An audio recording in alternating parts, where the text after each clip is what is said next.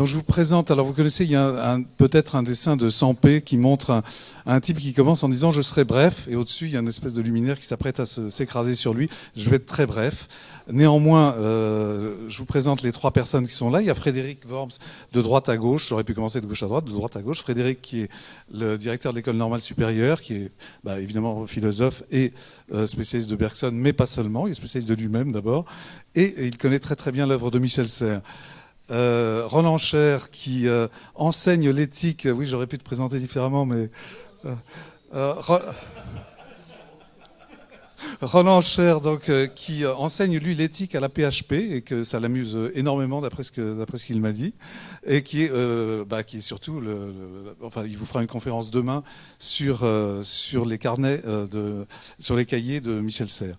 Et Sophie Bancard, Sophie qui est l'éditrice, l'amie, c'est la déesse ex machina, si je puis dire, derrière l'œuvre de Michel. Il y a beaucoup de... Non, j'exagère à peine, parce que de toute façon, elle est trop modeste pour le dire, donc je le dis à sa place. Et juste pour vous dire un mot tout de même, avant de leur céder la parole, parce qu'ils ont à peu près tout préparé, paraît-il très bien, donc j'aurais pas grand-chose à faire. Voilà, s'il y a un livre à acheter, en fait, il y en aura deux à acheter pendant votre passage ici. Il y a ça qui est un livre que je trouve assez extraordinaire. Et pour les raisons qui sont les suivantes, je vous donne juste deux petits passages du livre, deux passages qui m'ont frappé. Je ne l'ai pas lu en entier parce que c'est un pavé absolument gigantesque et que je picore à droite à gauche. Et je vous dis simplement ce que j'ai picoré pour vous dire pourquoi ça m'a plu. Premier point, c'était lorsqu'un homme commet une bassesse, il redéfinit pour tout son entourage, le niveau moral des relations entre les hommes. Une bassesse est par définition le nouvel abaissement du niveau de ces relations. Si je donne un coup bas, nul ne pourra lutter avec quelque chance s'il ne se met à donner des coups bas. Par conséquent, la lâcheté d'un individu retentit immédiatement sur l'humanité tout entière. Si je vous dis ça, c'est simplement parce que parmi toutes les choses que j'ai notées chez Michel, Michel que je pensais connaître bien, mais en lisant ça, je m'aperçois que non, pas du tout. Et donc, ça m'a donné envie d'être un peu moins bas, ou disons un peu plus haut. Et le deuxième passage qui m'a beaucoup touché aussi, c'est lorsqu'il dit « Je déteste trop mon enfance, si bien que je m'applique infiniment à la refaire par amour ». Eh bien, quand on avait des conversations avec lui, qui parlait de son enfance, il était toujours extrêmement pudique. C'est-à-dire qu'il ne disait jamais... je n'ai jamais entendu dire un mot sur son père autre qu'il était un peu rude parfois, assez taiseux. Et là, je m'aperçois, je le savais, je le sentais, mais voilà, il a eu une enfance assez compliquée et il s'est appliqué à la refaire. Et il a offert à son père, dans ce livre, une sorte de tombeau, dont je vous lis juste 3 lignes, parce que Michel écrit, enfin moi, son écriture, ça m'a toujours un peu heurté, je la trouve parfois difficile, parfois il y a une poésie rocailleuse évidemment comme son accent, mais une poésie que je trouvais complexe. Enfin bref, j'étais pas fan de son style, hein, pour dire les choses. Et ben dans ces œuvres complètes, vraiment c'est un grand livre. Je vous lis ces quelques lignes qui sont absolument magnifiques et il y en a plein comme ça. Dans le matin calme, humide et bleuté, il a quitté les bords du fleuve, de son fleuve d'existence, frère et ami, redoutable et respecté. Il a quitté pour jamais cette eau avec qui il s'était colté toute sa vie dans une lutte virile et brutale. Octobre cette année avait remplacé septembre et ses matins brumeux, ses eaux basses, sa campagne encore verte et déjà mouillée. Homme plein d'un passé profond et solide, il a fait 100 pas, le dos au fleuve, les pieds dans l'herbe et le limon. C'est là, sous les branches d'une futaie à peine sombre, que le Dieu vivant l'attendait. C'est pas hugolien, c'est Serres, et c'est très beau. En tout cas, à mon goût, et c'est juste pour vous dire que j'ai vraiment aimé ce livre et que j'espère que vous l'aimerez de votre côté. Voilà. Et maintenant, à vous de jouer. Et moi, je me repose.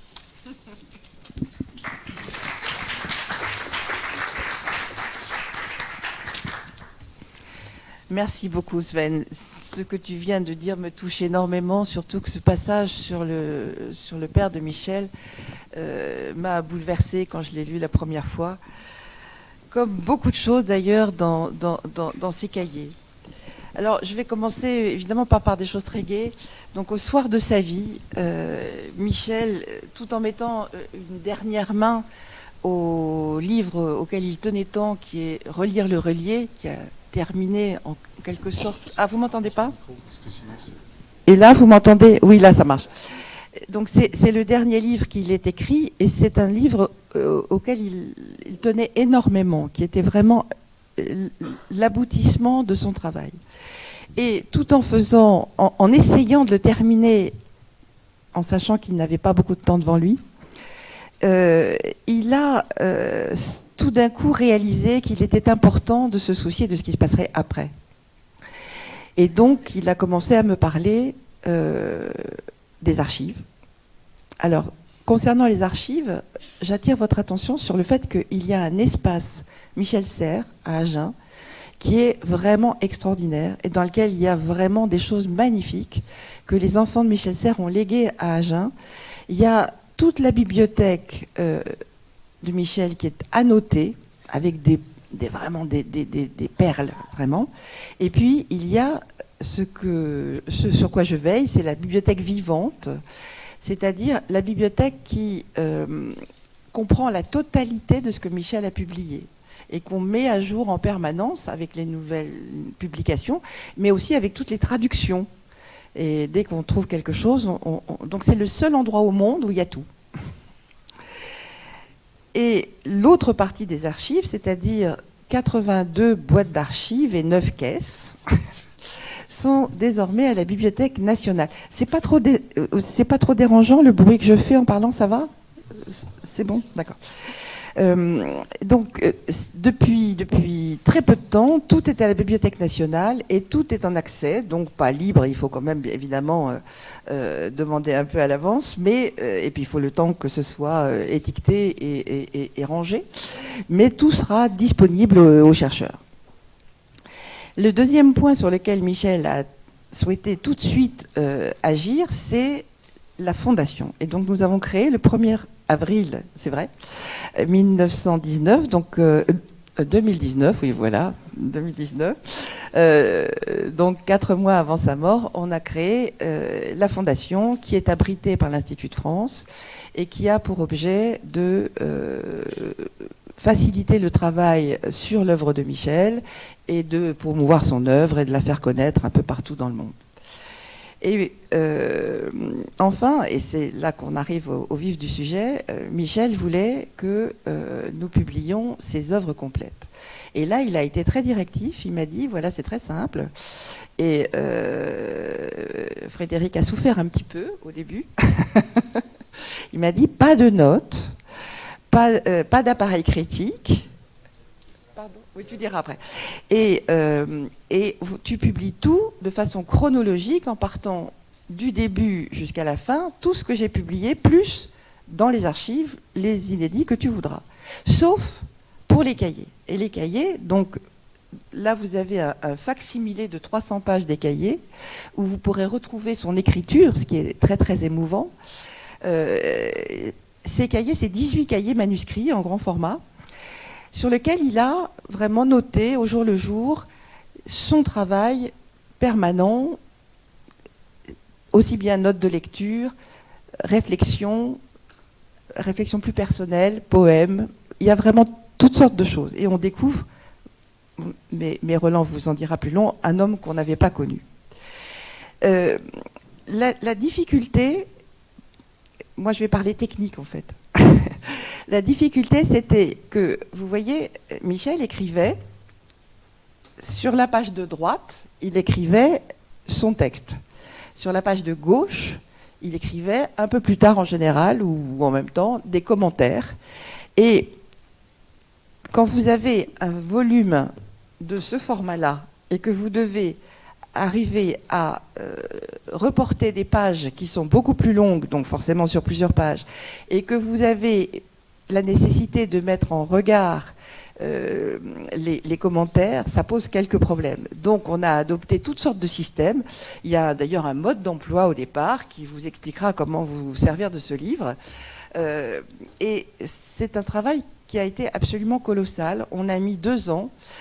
et avec une maquettiste extraordinaire qui a un talent fou, qui s'appelle Bianca Gombrecht. Vous la verrez sans doute jamais, mais bon, voilà, je vous le dis, parce que c'est vraiment une fille qui a un talent vraiment extraordinaire, et une correctrice formidable qui suit le travail de Michel depuis déjà très longtemps, et Roland.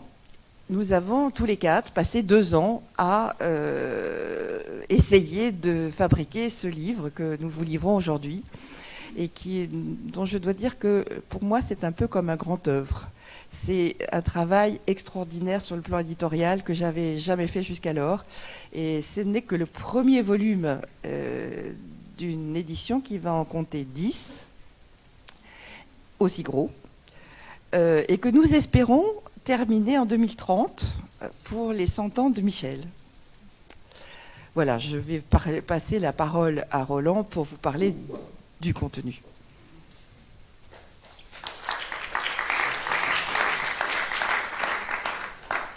Merci Sophie. Oui, un mot sur ces cahiers, donc sur ces inédits qui constituent le premier volume des œuvres complètes.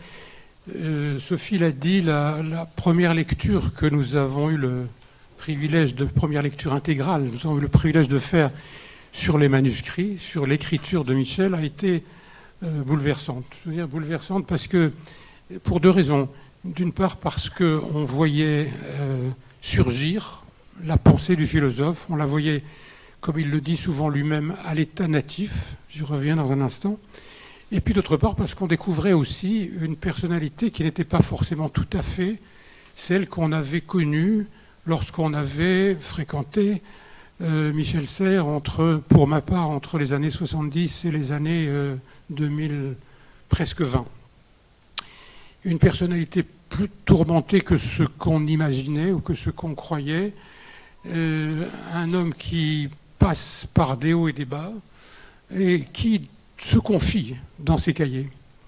Ces cahiers, donc, il commence à s'en servir à partir du printemps 1960 et il écrit pratiquement tous les matins. Il écrit jusqu'au début 72-73. En fait, le dernier texte est de mai 74. Mais il dit qu'il n'a pas écrit depuis quelque temps. Donc, il y a 300 cahiers dans les archives de Michel Serres, mais ces 18 cahiers ont un statut très particulier, ont un statut à part, parce que ce sont ses compagnons quotidiens pendant ces 12 années, ou ces 14 années.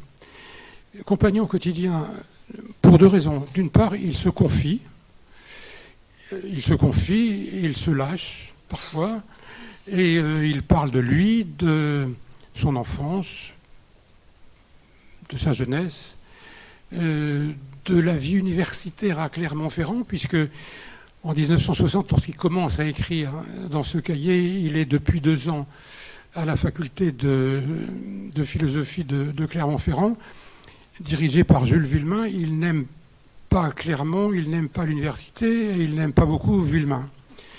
Et donc, de temps en temps, il envoie des piques, parfois assez vachardes, à l'égard de ses collègues universitaires, qu'il traite assez souvent d'arthropodes. Il veut dire plutôt que ce sont des gens enfermés dans un exosquelette dur sur lequel se multiplient les épines et les piquants, c'est-à-dire que ce sont des égos refermés sur eux-mêmes. Et lui-même, dit-il, il ne vit que de l'extérieur. Il est ouvert et donc il est en quelque sorte transparent.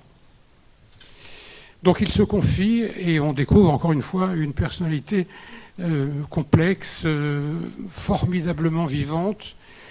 Et puis la deuxième vocation de ces cahiers, c'est la pensée. Et là, ce qui nous a beaucoup frappé, et Michel Serres le dit, c'est que ces cahiers servent... Bien sûr, il y a des brouillons d'articles, il y a des esquisses de chapitres, il y a des esquisses de la thèse, etc. Mais pour l'essentiel, ce sont les pensées qui lui viennent, saisies au vol. Autrement dit, lui-même le dit, il utilise ces cahiers afin de saisir la pensée à l'état natif, les pensées du petit matin. dit-il, c'est l'expression qu'il utilise quelque part, les pensées du petit matin. Quand on écrit un livre ou quand on écrit un article, on a un but. On organise sa réflexion, on organise son écriture. Là, on a beaucoup de choses qui jaillissent au fil des intuitions, au fil du temps, au fil des humeurs aussi, au fil des atmosphères, parfois poétiques, parfois philosophiques au sens dur, au sens académique. Et puis, ces pensées à l'état natif, il le dit souvent, c'est ça, écrire. Michel Serres dit quelque part, quand j'écris sous la dictée. J'écris sous la dictée, je ne sais pas très bien qui me dicte, mais j'écris sous la dictée et un écrivain est un écrivain public qui transmet un message qui lui a été dicté. Et il ajoute cette chose magnifique, à la fin, quand j'ai fini un texte, je n'ai pas envie d'écrire fin, j'ai envie d'écrire merci. Autrement dit, il a cette espèce de reconnaissance à l'égard d'une voix qui lui a dicté ce qu'il pensait. Je vous proposerai dans une conférence un peu plus bâtie, demain, à une heure qui est un peu flottante, parce que sur certains programmes, elle est à midi, pour d'autres à 11h. On va essayer de préciser l'heure de cette conférence qui a lieu dans cette salle demain. Je vous présenterai de manière plus détaillée le contenu des cahiers. Je laisse à Frédéric un mot sur ce projet éditorial.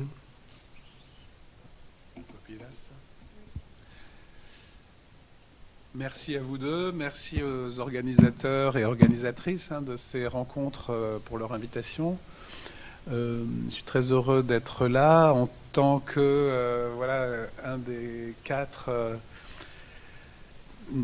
personnes près de Sophie, Roland et Bernadette aussi, qui n'a pas pu être ici aujourd'hui. Bernadette Bensaud-Vincent qui ont cette responsabilité de coordonner avec beaucoup d'autres l'édition des œuvres complètes de Michel Serres. Très ému aussi d'être à Agen pour en parler ce soir. Ce qu'on s'est proposé, c'est peut-être implicite dans ce qui a été dit, mais je voudrais le rappeler, c'est d'abord de vous dire chacun un mot des cahiers eux-mêmes, sous le signe de l'intitulé de cette rencontre, Penser au jour le jour avec Michel Serres, puis ensuite de refaire un deuxième tour de réflexion sur le cœur de cette pensée, et puis ensuite je pense d'ouvrir la discussion. Voilà. Donc je vais me plier un peu à l'exercice de vous redire un mot de ce qu'ont dit déjà Sophie et Roland, de ce que représentent ces cahiers pour nous, la découverte de ces cahiers de formation que Roland a édité, travaillé, découvert, éclairé au sens aussi des éclaireurs, vraiment d'une façon extraordinaire dans sa présentation à laquelle je vous renvoie. Donc, et tu y reviendras donc demain de façon plus élaborée. Mais c'est vrai que ce que je voudrais essayer de dire en quelques mots après eux, et avant qu'on refasse un deuxième tour de parole entre nous, c'est comment ces cahiers, dans leur contenu, mais aussi dans leurs gestes, dans leur forme, nous livrent le cœur de la pensée de Michel Serres. C'est vrai, et je repartirai de l'expression « penser au jour le jour » avec Michel Serres. En fait, penser au jour le jour, ça pourrait être une sorte de chose qui paraît simple, qui paraît être le comble de la sagesse aussi, c'est-à-dire penser tous les jours, avec aussi affronter chaque jour avec la pensée les difficultés de la journée. Et au fond, il rejoint ainsi, enfin c'est le titre de notre table ronde, il ne l'a jamais peut-être formulé comme ça, mais quand même l'ambition de la philosophie dans son ensemble. C'est-à-dire être tous les jours un être pensant qui accomplit la vocation de la pensée, laquelle est de comprendre, laquelle est de construire le sens des choses les plus compliquées de nos vies, laquelle est de montrer que même dans le bruit, le brouillard, la guerre, la destruction, la violence, la destruction, il y a de la pensée possible. Et c'est ça, je pense, le cœur du projet philosophique de Michel Serres pour plein de raisons, qu'il a tout de suite trouvé avec les mathématiques, avec la théorie du langage des années 60-70, à laquelle il s'est opposé en partie et dont il a repris le projet en grande partie aussi. Donc voilà, donner du sens à tout ce qui apparemment est trop compliqué pour qu'on lui donne du sens. Et s'opposer aussi à des visions simplistes du sens. Donc je vais pas, peut-être dans le deuxième tour, j'approfondirai un peu, mais ce que je voudrais dire, c'est un peu comme Roland vient de le dire, c'est qu'au fond, dans ces cahiers, on trouve en quoi cette tâche est à la fois plus difficile que prévu et implique d'autres ressources que prévu. Et il y a à la fois, pour moi, il y a une double découverte. Et c'est juste de cela que je voudrais dire un petit mot comme ça, en tant que lecteur, vraiment, et puis aussi, il y a ce coup de maître de Michel Serres lui-même, disant à Sophie et à ses enfants, que je salue ici, dont certains sont là ici en tout cas, disant il faut commencer par, il faudra commencer le posthume par le commencement initial de ma vie philosophique. Donc voilà, et donc il avait préparé notre surprise d'aujourd'hui, en fait. Il l'avait préparé, il avait gardé ses cahiers, de telle sorte qu'à la fin, après sa mort, on redécouvre le commencement de sa vie. Et voilà. Alors il y a deux surprises pour moi, donc je vais être très, très, très, très rapide. La première, c'est celle que Roland a dite. À savoir que, contrairement à ce qu'il nous a dit, en tout cas dans la première partie de son œuvre, dans les années 60 à 70, dans la thèse sur Leibniz, dans les grands livres des années 70, dans les Hermès, dont le titre même, c'est le dieu du sens, c'est le dieu des messages et des passages, comme il dit souvent. Voilà. Ben, contrairement à ce qu'il dit, en effet, le sens n'est jamais donné, même quand on fait des mathématiques, même quand on est structuraliste, même quand on pense qu'il y a des règles, il y a une modélisation possible, et qu'on construit des textes, d'ailleurs, très technique en philosophie. Sven a dit que Michel Serres était difficile à lire. C'est en partie vrai, évidemment.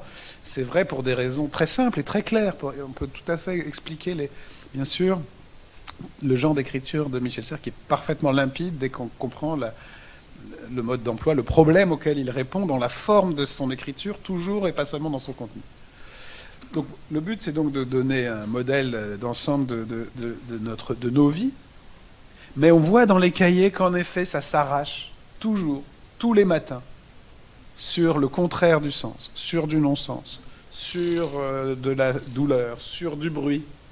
Et je pense que le combat entre le silence de la clarté de la pensée et le bruit, le brouillage, le parasite, auquel il a consacré, à mon avis, son livre, un des livres les plus importants, un livre charnière en 1980 qui s'appelle Le Parasite.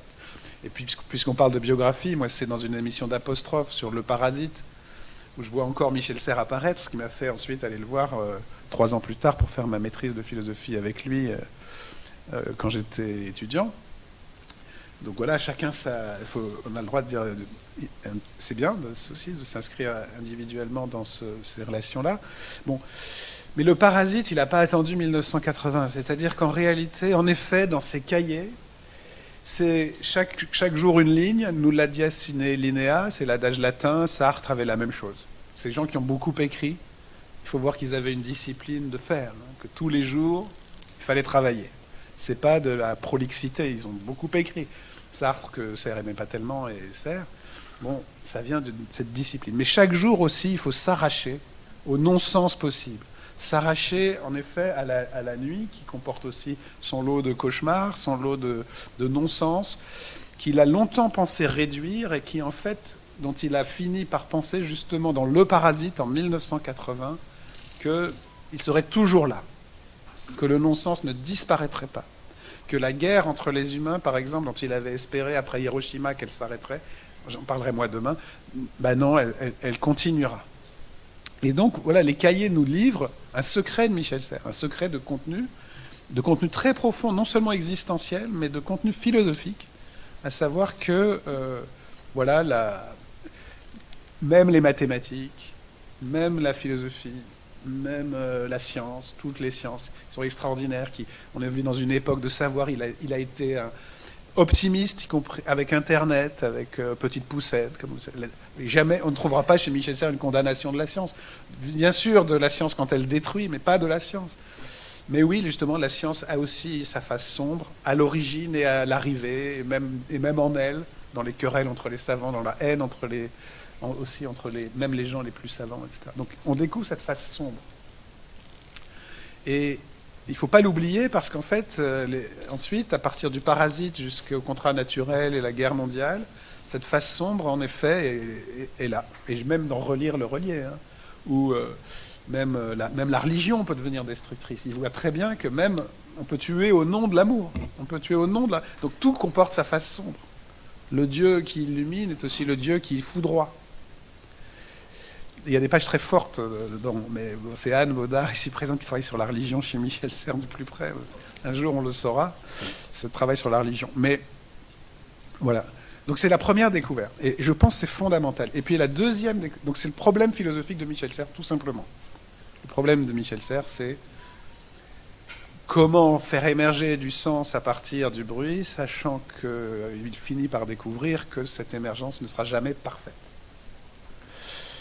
Et pourtant, il ne faut pas y renoncer. Et puis la deuxième découverte, et là aussi Sophie et Roland l'ont dit, mais je vais juste la dire à ma manière, la deuxième découverte, c'est la découverte du style. Et là, et même Sven l'a dit en introduction, finalement. On découvre une écriture. Et là, je pense que c'est pareil, il y a une sorte de secret qui nous est révélé. Et si on lit l'œuvre de Michel Serres, comme il faut le faire à mon avis, voilà, je m'y exerce même cette année dans un cours sur sa philosophie, si on le lit un peu de près dans son déroulement, on s'aperçoit que là aussi on découvre un secret de style qu'il a mis longtemps à assumer, mais qu'il a fini par assumer. Et on peut dire que si vous regardez les cahiers, moi c'est mon hypothèse, on en a déjà souvent parlé, pendant 20 ans, peut-être plus, Michel Serres a eu 2 écritures séparées. Il y avait l'écriture académique, l'écriture officielle, l'écriture universitaire, l'écriture scientifique, l'écriture de la thèse, l'écriture des Hermès, qui est, je dirais pas, qui n'est pas non littéraire, qui est magnifiquement belle à mon avis. Je pourrais essayer de vous montrer pourquoi. Il y a un style extraordinaire dans cette écriture théorique, mais qui est coupé d'une autre écriture, qui est l'écriture des cahiers.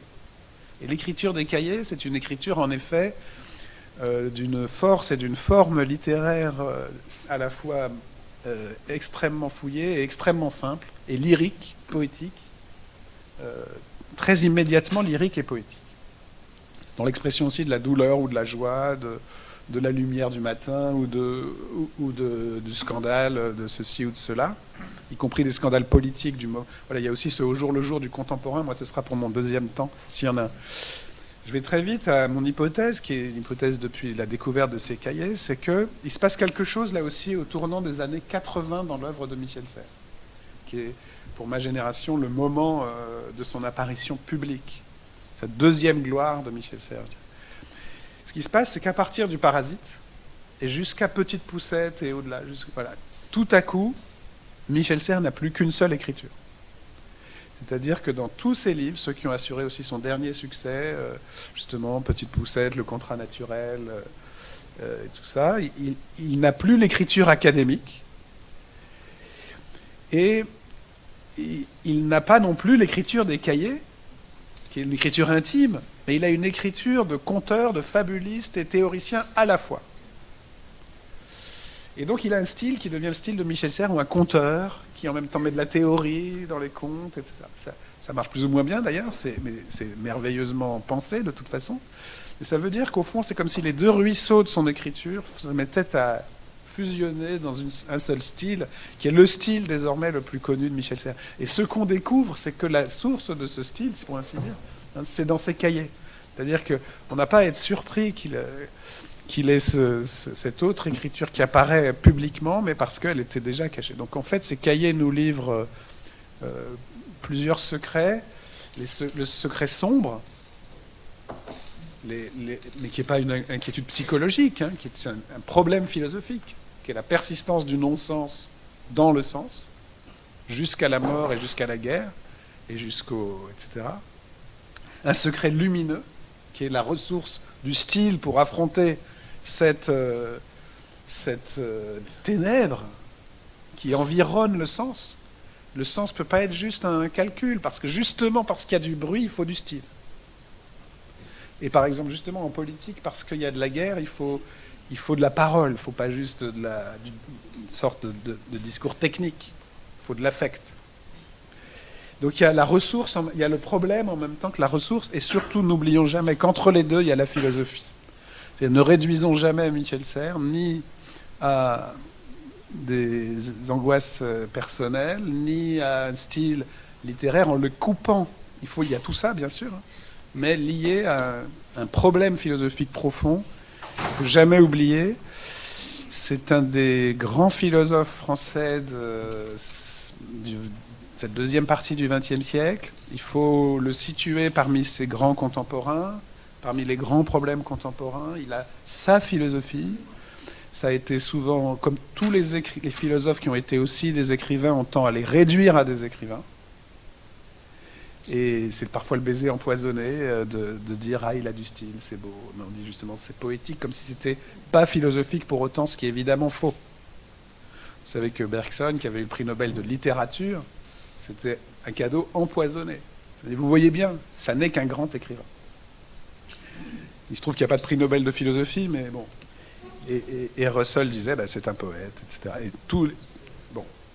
Donc Michel Serres est simplement au cœur de tout ça. Il faut, je pense que ce qui commence aujourd'hui, c'est la lecture profonde de la philosophie de Michel Serres. Ça ne fait que commencer. Grâce à ce travail, dont le premier maître d'œuvre rigoureux et inspiré est mon voisin. Avec tout le monde, hein, mais l'éditeur des cahiers. Est-ce que je peux rebondir juste d'une phrase sur ce que tu viens de dire, Frédéric, tu réagiras. Je crois que, moi, une chose m'a frappé, c'est que, à mesure qu'il avance, Serres réhabilite le récit dans la philosophie. Tu as parlé de conteur. Je crois qu'en effet, il y a une espèce de retour du récit comme objet philosophique. Et je crois que c'est extrêmement important et ça gouverne une partie de sa pensée à la fin. On peut commencer à discuter comme ça. Mais pardon, Sophie, je peux dire un mot juste pour réagir à ce que vient de dire Roland, puis après Parce que moi, je suis sidéré par ça. Je ne suis pas encore arrivé dans mon cours et mon parcours à ce moment-là. Mais il y a deux types de récits qui reviennent vers la fin de son œuvre. Il y en a un, on pourrait dire, c'est des petits récits, c'est la fable. La Fontaine a été tout le temps son grand maître, et on a expliqué pourquoi quand on a eu la publication magnifique aussi du premier volume, au fond. Le premier volume posthume d'inédit, c'était le La Fontaine, édité par Jean-Charles Darmon, qui est une découverte inouïe, parce qu'il a toujours parlé de La Fontaine, mais il n'a jamais fait un livre sur La Fontaine. Et moi, mon hypothèse dans cette journée-là, ça avait été de dire qu'il n'a pas fait de livre sur La Fontaine, parce qu'il a voulu lui-même faire comme La Fontaine. Donc les fables, le récit très profond, pour lui aussi profond que l'agriculture. Dans le cerveau humain a besoin de fables comme il a besoin de nourriture et de chaleur. Et l'autre chose qui est une grande provocation théorique, c'est les grands récits. Alors que son contemporain Jean-François Lyotard avait dit on vit la fin des grands récits, et que la postmodernité s'est définie selon lui par la fin des grands récits, un moment historique où il n'y a plus de rapport à l'histoire, c'est la fin de l'histoire. Michel Serres nous dit non, n'y croyez pas, surtout n'y croyez pas. Au contraire, il faut vous raconter, il faut retrouver du grand récit, sinon alors on retombe dans le bruit, dans le brouillage. Et il a assumé l'expression même de grand récit, ce qui était en un sens mégalo, grand c'est mégalo en grec.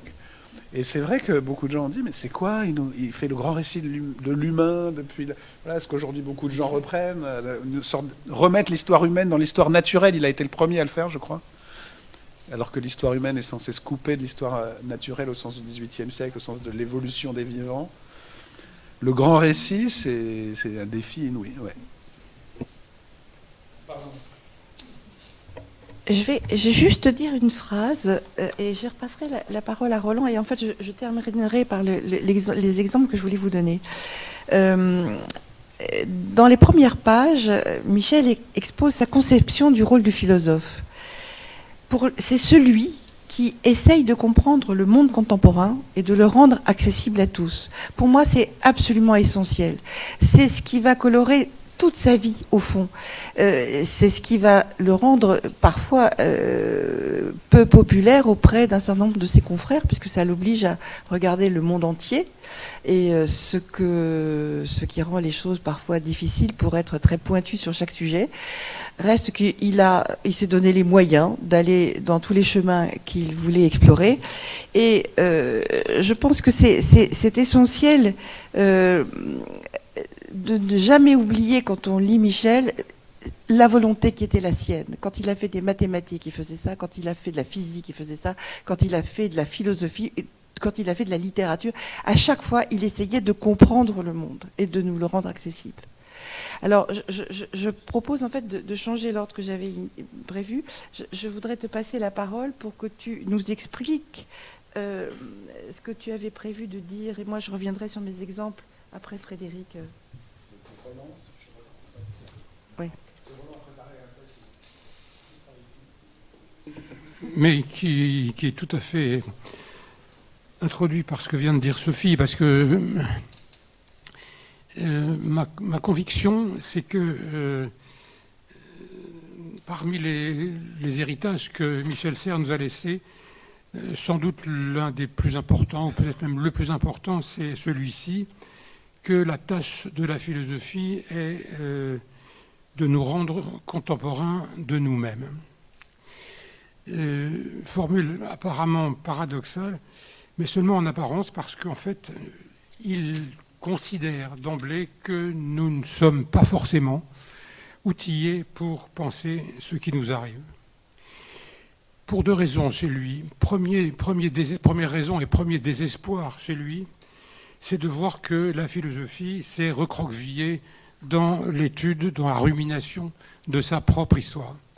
Et d'une certaine façon, elle a tourné le dos au présent, elle a tourné le dos au contemporain, elle a tourné le dos au monde en devenant histoire de la philosophie, en devenant une pratique académique, scolaire et universitaire de l'histoire de la philosophie. Et puis, deuxième désespoir de Michel Serres, quand il commence à écrire, c'est de mesurer cet écart abyssal qui s'est creusé entre, d'un côté, le monde des sciences et des techniques, et de l'autre, le monde dit des sciences humaines et des humanités, dont la philosophie et dont la politique. Les sciences dures, dit-il, et les techniques s'occupent de comprendre le monde et de transformer le monde. C'est là que se trouvent les vrais acteurs de la nouveauté qui change le monde dans lequel nous vivons. Les sciences humaines, dit-il, s'occupent des relations entre les hommes. Avec les sciences humaines, nous sommes entre nous. Nous sommes entre nous, c'est-à-dire bien volontiers coupés du monde. Je cite, « Ce pourquoi le monde, c'était dans les cahiers, ce pourquoi le monde va mourir, c'est par le déséquilibre nouveau introduit entre notre sagesse et nos arts entendant nos techniques. Notre sagesse ne comprend plus nos fabriques, nos ingénieurs et nos savants. Il est temps que la philosophie aille épouser le technicien. » Et ce partage, ce fossé entre sciences dures et techniques d'un côté, humanité de l'autre, il en reprendra l'examen dans les années 80-90, en remarquant ceci, qu'il recoupe la grande division qu'on trouve dans le droit entre les choses et les personnes. Les sujets humains d'un côté, à qui nous accordons le privilège et le monopole de l'esprit et de la raison, et puis de l'autre côté, le monde des choses, un monde inerte, un monde désenchanté, des corps qui sont au mieux des machines, pour reprendre le schéma cartésien. Et fort de sa formation scientifique, Michel Serres s'appliquera du début à la fin avec une espèce d'obstination et de ténacité continue à saisir la nouveauté qui surgit des travaux des savants et des œuvres de la technique. Vous le savez, il y a d'abord les mathématiques. Son premier projet philosophique a été de faire une philosophie de la révolution qui a affecté les mathématiques modernes sous le nom de la théorie de Bourbaki. Et puis, assez vite, est survenue, autre deuxième nouveauté, la théorie de l'information, c'est-à-dire ce qui découle des publications de Shannon et de Norbert Wiener, qui, dans l'immédiat après-guerre, jettent les bases d'une théorie mathématique de la communication. Les concepts de la théorie de l'information, exportés au-delà du champ des mathématiques, viennent alors, troisième innovation, troisième nouveauté dans le savoir, viennent alors bousculer la physique. Serre a dit à plusieurs reprises que le livre qui l'avait empêché de dormir était le livre de Léon Brillouin qui s'appelle « La science et la théorie de l'information » où, vous le savez, où on parle de l'application de la théorie de l'information au deuxième principe de la thermodynamique, c'est-à-dire où tout d'un coup la physique est revue par les concepts d'entropie et de négantropie. La science du feu, la science de la révolution industrielle, se trouve réinterprétée par l'introduction de la notion d'information. Et puis, quatrième révolution surgit, elle aussi dans les années 50, c'est la découverte de la structure en double hélice des chromosomes, qui pose que l'ADN est lui aussi support d'information. Michel Serres considère dès lors que la tâche du philosophe est de bâtir une philosophie de la communication autour de cette place centrale que occupe désormais l'information et sa théorisation et sa mathématisation. Et cette tâche lui paraît d'autant plus urgente et d'autant plus importante qu'il sait ceci. En 1960, les nouveautés qu'il décèle, que je viens d'évoquer rapidement dans les sciences, vont non seulement bouleverser le champ du savoir, elles vont changer le monde. La notion d'information, de fait, a très vite essaimé hors de la théorie, et en particulier, Serres le note très vite, avant même qu'on soit tous derrière notre ordinateur, elle va inventer, elle va générer des machines qui assurent des tâches qui jusqu'à présent relevaient de l'esprit humain. Je cite, « Le monde technique est pour beaucoup le monde des outils qui simplifient le travail concret. En fait, le monde technique est et sera de plus en plus le monde des machines qui simplifient les opérations de la pensée. » La phrase est écrite en janvier 1961. Alors voici, dès cette date, on perçoit dans les écrits de Michel Serres une inquiétude qui dramatise l'approche qu'il fait de ces révolutions et qui va s'amplifier dans les années qui suivent. Le texte que je viens de citer à l'instant se poursuit dans les termes suivants. La technicisation de certaines opérations abstraites, l'ordinateur ou l'automate, en éliminant les tâcherons de l'entendement, sera la condition d'un monde dont il est impossible de se faire l'idée si on n'a pas de philosophie pour penser ce monde et lui assigner des fins, penser ce monde et lui assigner des fins, nous aurons droit à la plus complète, à la plus fine, à la plus redoutable des tyrannies. On voit de celle-ci le bout de l'oreille. 1961. J'ai regardé, Elon Musk n'était pas né et Xi Jinping avait 8 ans.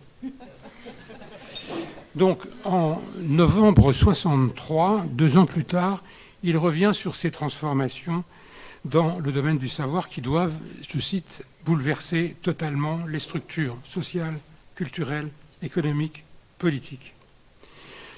Il évoque à nouveau les bombes atomiques, c'est-à-dire ces bombes atomiques et armes bactériologiques, c'est-à-dire ces armes d'autodestruction massive dont nous disposons. Et il ajoute, en l'état actuel des choses, seule la philosophie peut permettre à l'homme de se trouver chez lui dans le monde nouveau.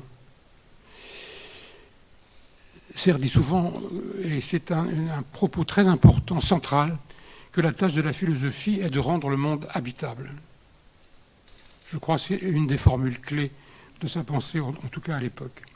Je poursuis la citation. En effet, qu'on le veuille ou non, l'homme de demain est condamné à la raison, car il devra ou être philosophe ou mourir.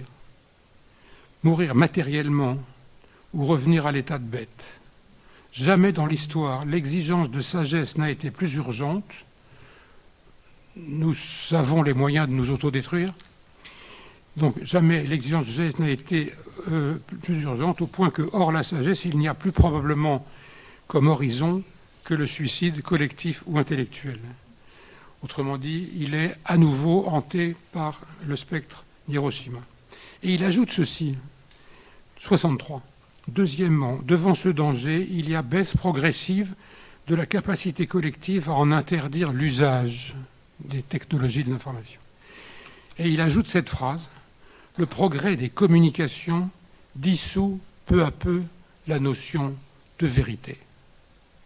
Le progrès des communications dissout peu à peu la notion de vérité. Ça a été écrit il y a tout près de 60 ans. Et le passage se conclut par les termes suivants. Jusqu'à maintenant, on pouvait se permettre, le danger était relatif, on sombre dans le Moyen-Âge, mais on ne mourrait pas absolument. Maintenant, c'est l'alternative absolue, la philosophie ou la mort. J'ai dit au début que ce fossé entre sciences et techniques d'un côté et humanité de l'autre, Searle avait théorisé comme la division entre ceux qui ont affaire à l'univers des choses, les savants et les ingénieurs, à des choses inertes, et ceux qui s'occupent des relations entre les personnes, les relations intersubjectives, les sciences humaines, où nous sommes entre nous. Et ce qui lui apparaît de plus en plus clairement à mesure qu'il avance dans les années 70-80, c'est que ce partage a une histoire. Il est né sous cette forme de la culture moderne, il est né de la culture moderne occidentale. On a dit que les sciences dures et les techniques s'occupent de comprendre et de transformer le monde, soit. Mais comment? Comment le font-elles? Que font-elles du monde? Comment le comprennent-elles et comment le transforment-elles? En quel sens s'occupent-elles du monde? Précisément, répond Michel Serres au début des années 70, en réduisant le monde à un monde de choses mortes, c'est-à-dire en mettant le monde à mort, en menant la guerre au monde. Une guerre qui est à la fois sans règles et sans visage. Frédéric en reparlera demain, je crois. Voyez par exemple le changement gigantesque qui s'est inscrit dans l'histoire de la physique et du mot physique. Pour les Grecs, physis, c'est la naissance et la croissance de ce qui pousse. C'est ce qui fait que ça pousse. Autrement dit, la physis, dans l'héritage grec, c'est principalement le monde du vivant. Physis, c'est le principe du vivant, en tant qu'il est caractérisé par la génération et la corruption. Et puis, la formation de la physique classique au XVIIe siècle, c'est le triomphe de la mécanique rationnelle. Le monde qu'on dit physique est proprement dévitalisé, vidé de vie. Restent des choses, des machines et des corps qui, si l'on en croit Descartes, sont eux-mêmes des machines. Les objets d'un côté, les sujets de l'autre. Or, cette dévitalisation du monde physique théorisée dans l'âge classique, dans la philosophie occidentale, cette substitution d'un modèle mécaniste de la nature à un modèle vitaliste pour penser la nature, a été le fondement d'un mouvement pluriséculaire d'appropriation et d'exploitation de la nature qui s'est précisément légitimé par la réduction de la nature à une collection de choses.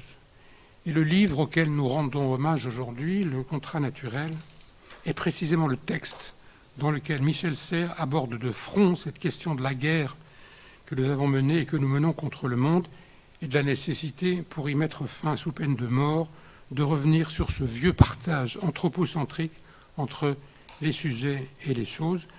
Vous le savez, c'est un texte dans lequel il propose qu'on accorde à la nature le statut de sujet de droit. Mais il le fait d'une manière très particulière, en articulant deux guerres, Frédéric en parlera tout à l'heure, et tout d'un coup, entre ces articulations entre une guerre subjective entre les nations et une guerre objective qui est celle que nous menons tous sans le savoir, sans le dire et sans règle contre le monde, cette articulation entre deux guerres a une actualité que je trouve éclatante, que je trouve aujourd'hui, depuis quelques mois, fulgurante, tragique aussi. 30 ans plus tard, une guerre d'agression a été déclenchée par un régime dont la puissance s'est bâtie sur l'extraction et l'exportation massive d'énergie fossile. Cette guerre dévaste l'un des greniers à blé qui nourrissent la planète. alors que se réunit au même moment, sous les auspices de l'organisation dite des Nations Unies, la conférence des parties qui doit renforcer à l'échelle globale les mesures destinées à lutter contre le réchauffement climatique. Alors que l'Europe s'emploie à accroître son indépendance énergétique pour se libérer de la dépendance à l'égard des puissances fossiles, et d'abord la Russie. C'est-à-dire quand une politique écologique devient un moyen de faire la guerre. Le tout dans un contexte où, me semble-t-il, les nationalismes gagnent partout du terrain, où les nations se referment sur elles-mêmes, de sorte que l'idée de faire la paix entre nous risque de devenir bientôt le doux rêve des enfants. La question de l'articulation et de la dynamique entre ces deux guerres, les guerres subjectives et la guerre objective que nous menons au monde, cette question de savoir si ces deux guerres s'alimenteront l'une l'autre, ou si au contraire la sauvegarde conjointe du monde et de nos mondes finira par l'emporter, est devenue depuis quelques mois la question centrale. Merci.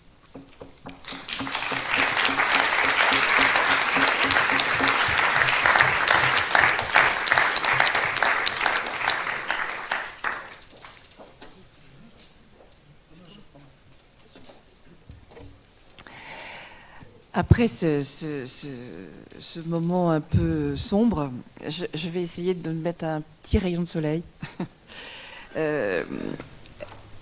Pour Michel, comme je vous disais, la philosophie était un outil pour comprendre le monde et pour nous aider à vivre ce monde. Il a ainsi proposé nombre d'innovations décisives et je vais vous en présenter deux petites qui... pour vous montrer justement l'actualité de sa pensée, qui viennent de donner lieu à des décisions du gouvernement. Il arrive qu'il y ait des choses positives qui se passent. En 1997, Michel Serres terminait sa préface du Trésor, dictionnaire des sciences, par une question. Ayant fait le constat de la puissance nouvelle de nos savoirs sur le monde, il demande « La question « disons-nous vrai ?» converge vers la question « faisons-nous bien ?» À quel risque de violence, de famine, de douleur, de maladie, etc. ces mondes nouvellement créés exposent-ils nos sociétés contemporaines et les générations futures? S'inspirant du serment d'Hippocrate, il proposait alors un serment que chacun prêtera, c'est lui qui dit, ou non, selon sa décision libre.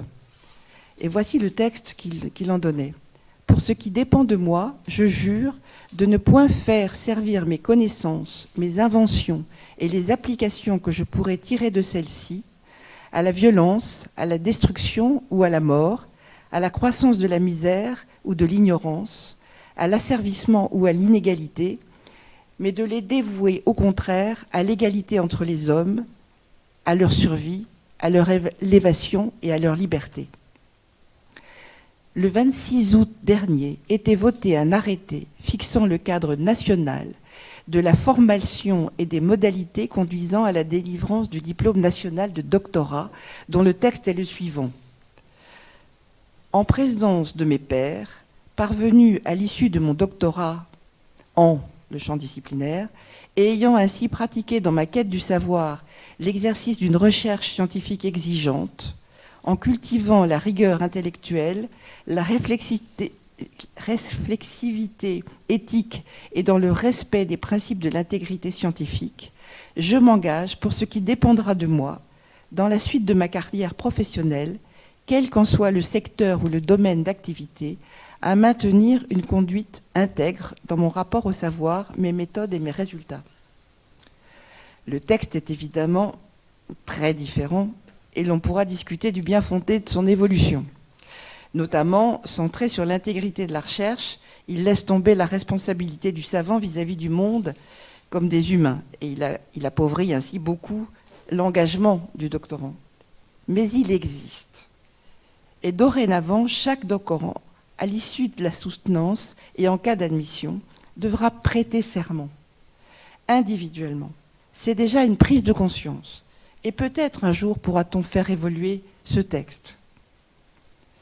Un autre exemple date de cet automne et concerne particulièrement le thème de cette année, l'enseignement de la transition écologique, rendue obligatoire dans l'enseignement supérieur, en mêlant les disciplines scientifiques et les humanités, projet si cher à Michel.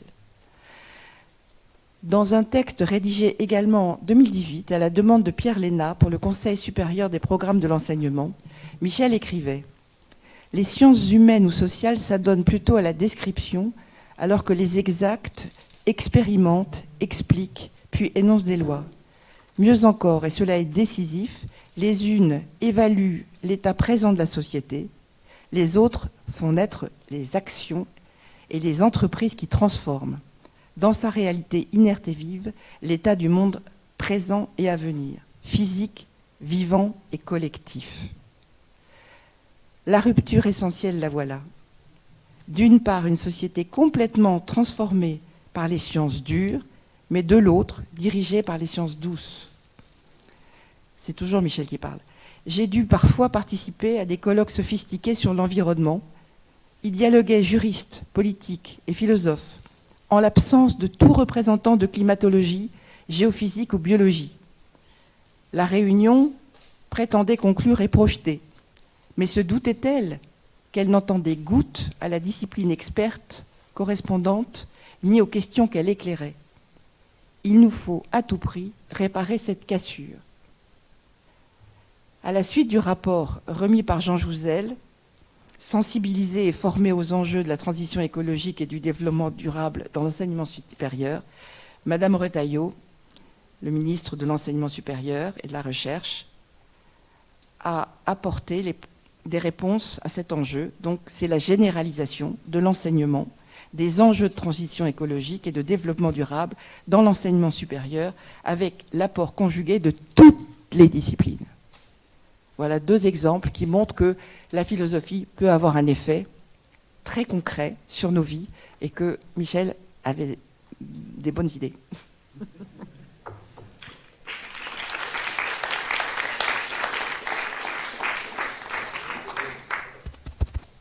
Je vais juste rebondir, si Leslie nous donne encore le temps de 5 minutes sur les 2 interventions de Roland et de Sophie, où on voit effectivement, c'est là-dessus que je voudrais revenir d'ailleurs, les 2 versants finalement de ce que peut vouloir dire le fait d'être contemporain.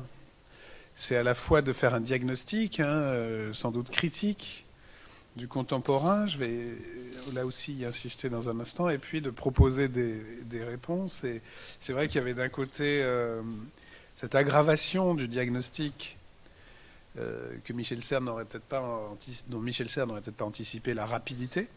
Et il a eu le temps de voir l'aggravation, l'accélération de sa crainte sur le réchauffement climatique, notamment quand les glaces du son cher passage du Nord-Ouest, si j'ose dire, dont il avait fait une métaphore épistémologique, ont été brisées par un porte-conteneur chinois pour la première fois, qui a donc brisé la banquise qui d'une certaine manière incarnait un passage difficile, mais bon, voilà. Donc il a vu cette accélération, mais il n'a pas vu effectivement ni ce retour de la guerre qu'il croyait conjurer, et c'est vrai que ça, on se demande, même si on peut comprendre ce qu'il en aurait pensé, aujourd'hui, en tout cas en Europe, il savait bien qu'il y avait des guerres qui continuaient, ni d'ailleurs un autre événement majeur dans lequel on trouve des analyses qui rétrospectivement nous paraissent prémonitoires, et qui est la pandémie.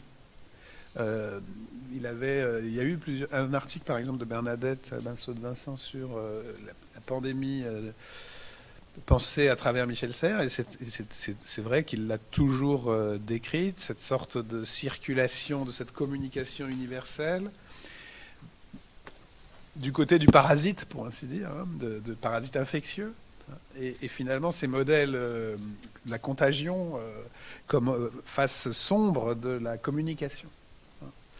Et il n'aurait certainement pas été surpris par le phénomène, par ces modèles, par les ressources de la science aussi, pour les affronter, et en même temps par l'imbrication de ce phénomène avec toutes les autres crises du moment, économiques, écologiques, médicales, etc. Donc avec cette ambivalence. Donc c'est vrai qu'il y a cette question du contemporain, et c'est vrai qu'on peut être heureux, en revanche, que certains des dispositifs qu'il avait anticipés comme réponse, en effet, trouvent une sorte d'écho direct ou indirect dans des mesures qui ne sont pas seulement symboliques du tout. Et les deux dispositifs qu'elle vient d'évoquer Sophie sont importants. Je voudrais revenir sur le contemporain un instant, mais juste pour réouvrir la discussion. Je pense qu'il y a deux sens du mot contemporain, et que Michel Serres les porte tous les deux à l'extrême. Mais dans aucun de ces deux sens, le contemporain n'est simplement le simultané. C'est une thèse que je défends depuis longtemps, c'est que le contemporain, ça n'est pas tout ce qui se passe au même moment à l'instant T. Ça, c'est le simultané. Déjà, le simultané, c'est compliqué, puisque Einstein nous a montré que, à l'échelle de l'univers, en tout cas, la simultanéité prend du temps, que la vitesse de la lumière fait que, en fait, la simultanéité comporte toujours une différence. Rien n'est parfaitement simultané. Le temps que nous mettons à nous voir, là, c'est négligeable. La lumière qui passe entre vous et moi fait qu'on peut négliger. Nous sommes si près qu'on peut négliger le temps de la lumière entre nous et dire oui, nous vivons à la même heure. Mais en fait, à l'échelle de l'univers, c'est plus vrai. Bon. Donc le simultané est à la fois quelque chose de réel et une fiction, mais le contemporain, c'est autre chose que le simultané. Qu'est-ce que c'est que le contemporain ? D'un côté, c'est vraiment la nouveauté. C'est ce qui, dans le présent, fait rupture. Et la force de Michel Serres, et je crois que c'est vraiment important, c'est d'avoir montré que, de ce point de vue, le contemporain est d'abord scientifique.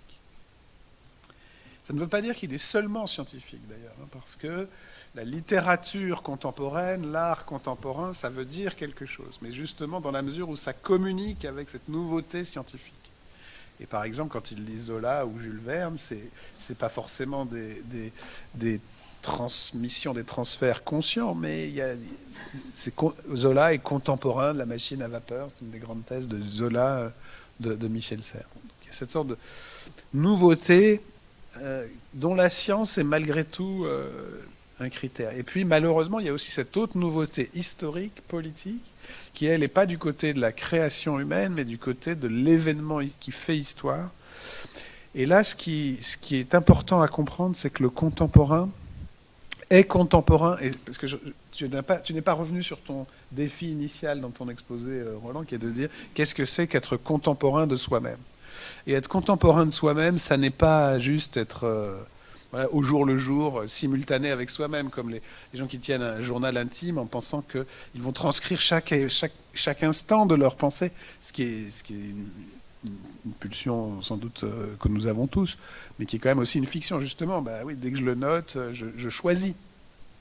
Tenir un journal, c'est éditorialiser. Les journalistes le savent bien. Et même la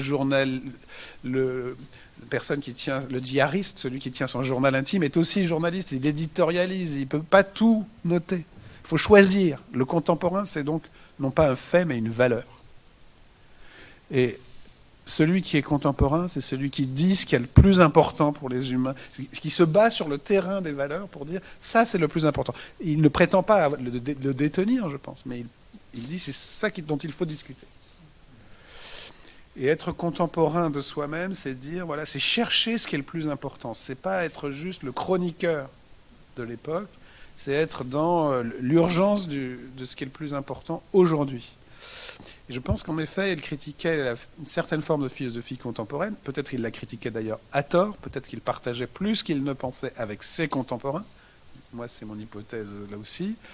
En tout cas, il leur reprochait de ne pas avoir fait le bon choix de diagnostic sur ce qui est le plus urgent aujourd'hui. Pour lui, ça a toujours été Hiroshima. Il s'est même défendu dans le dialogue avec Sven et Martin Legros d'avoir dit Hiroshima plutôt qu'Auschwitz, même si ça lui avait été reproché. Je pense que sa défense, il n'y a pas besoin de se défendre. C'est pas un choix qu'il faisait. C'est au fond un geste, en tout cas d'aller chercher du côté des nouvelles expériences de la mort, de la destruction extrême, etc. Bon, en tout cas, le contemporain, ça n'est pas seulement un fait.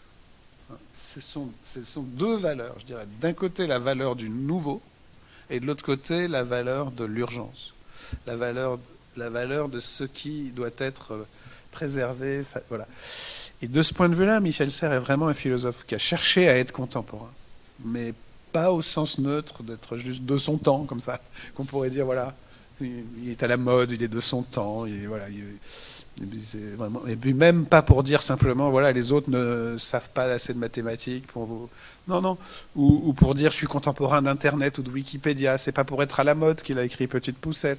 C'est pour dire oui, il se passe quelque chose qui peut être très, très dangereux. Peut-être qu'il l'a pas assez vu, mais parce que d'une certaine manière, il était hanté par cette question de la nouveauté d'un côté et du danger de l'autre, et comment faire que l'une puisse répondre à l'autre. Donc être un philosophe qui cherche à être contemporain, chercher à être philosophe d'ailleurs, parce qu'on ne l'est jamais, sûrement pas, et chercher à être contemporain, je pense que pour lui c'est synonyme en fait, chercher à être philosophe et chercher à être contemporain. Il a une formule pour ça, il dit philosopher c'est anticiper, donc ça fait de Michel en fait un prophète du présent, parce qu'il n'y a pas d'autres prophètes d'ailleurs. Oui, mais c'est pas neutre, c'est pas juste prophétiser au sens de prédire. Non, c'est une formule. C'est s'engager. C'est-à-dire, le prophète, c'est celui aussi qui dit attention. C'est pas juste celui qui prédit. On se trompe sur le concept de prophète. En général, et on se trompe souvent parce qu'on réduit le prophète à celui qui prédit. Bon, Météo France n'est pas prophétique. Météo France est scientifique. C'est prédit. Hein. Le prophète, c'est celui qui dit attention, vous voyez, demain, s'il fait 30 degrés à Agen le 12 novembre, ça va pas être drôle. Et je glisse parce que j'ai oublié de dire un point qui je voulais garder pour demain, mais pour saluer aussi la profondeur de ce que Roland nous a dit. On est le 11 novembre. Et c'est vrai que je ne sais pas pourquoi, qui a choisi le fait que c'était le 11 novembre qu'auraient lieu les rencontres Michel Serres à Agen? Le maire. Quelqu'un l'a choisi, c'est toi? Maire. C'est le maire. Bon, le maire a eu une intuition serrésienne géniale. Et je ne sais pas si c'est la famille aussi. Pourquoi le 11 novembre? Mais c'est génial. Parce qu'évidemment, et il faudra le dire chaque 11 novembre, c'est évidemment essentiel de dire, on se rencontre pour parler autour de Michel Serres le jour où une guerre au moins a pris fin. Et pas n'importe laquelle. Et la première guerre qu'on disait mondiale. Alors je comptais commencer par là demain, mais demain on sera le 12. Donc autant le dire le 11. Autant le dire le 11, parce que je vois sur le... Voilà, je peux vous montrer le papier de Roland. Agen, 11 novembre. Et je ne suis pas sûr que tu aies fait le rapprochement, que tu allais parler de ce diagnostic sur la guerre. Un 11 novembre, mais quelqu'un a eu une idée géniale. Je ne sais pas si c'est le maire ou les enfants ou les amis. Ça mange pas. Voilà. Voilà. Moi, j'ai manqué pour être ici la cérémonie du 11 novembre qui a lieu devant le monument aux morts de l'École normale supérieure, avec des noms comme ceux de Peggy et de beaucoup d'autres, qui ont été des promotions entières qui ont été décimées entre 1914 et 1918. Mais je savais bien qu'en venant ici le 11 novembre, je ne quittais pas le terrain du 11 novembre. Et je crois que Sophie, tu voulais intervenir pour présenter. Juste, oui, profiter aussi du fait que nous parlons de Michel Serres contemporain, pour vous dire que nous avons la chance aujourd'hui d'accueillir des élèves de Stanford qui sont venus nous rendre visite et qui se passionnent pour Michel et qui donc sont là. Et peut-être Audrey va... Est-ce que Audrey est là? Oui, Audrey est là. Audrey Calfas-Rebel, qui est donc la directrice du centre Stanford à Paris, et qui va peut-être vous présenter rapidement les étudiants de Stanford. Bravo.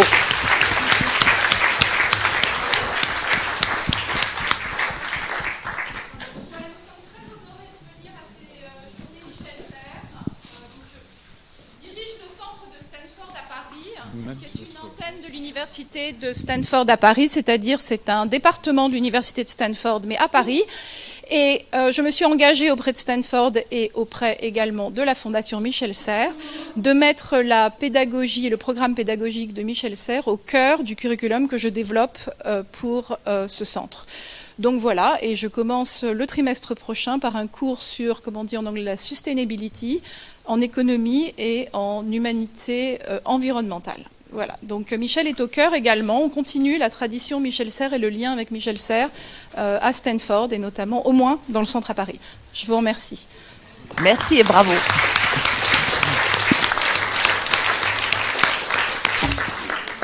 Ouais, peut-être temps de vous demander si vous avez quelques questions à poser à l'un ou l'autre de nos conférenciers.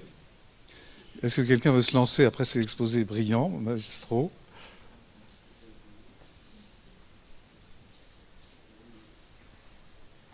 Allez, au moins un, sinon ce sera moi. Merci, c'est gentil.